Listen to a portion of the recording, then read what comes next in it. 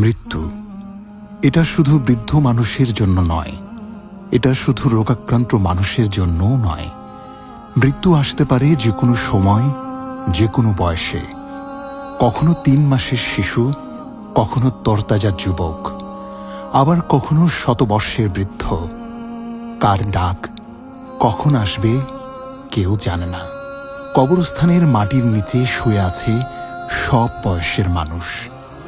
কিছু মৃত্যু আমাদের কাঁদায়, কিছু মৃত্যু আমাদের গভীরভাবে ভাবায়। প্রতিটি মৃত্যুই আমাদের চোখে আঙুল দিয়ে দেখিয়ে দেয় এই জীবন অতি ক্ষণিক।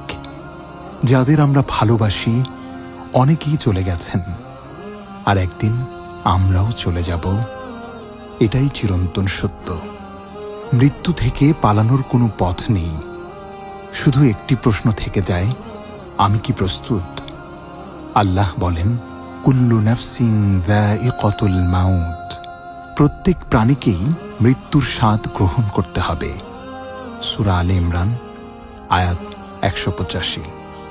আল্লাহ আমাদের সবাইকে মৃত্যুকে সামনে রেখে আখিরাতের প্রস্তুতি নেওয়ার তৌফিক দান করুন। আমিন।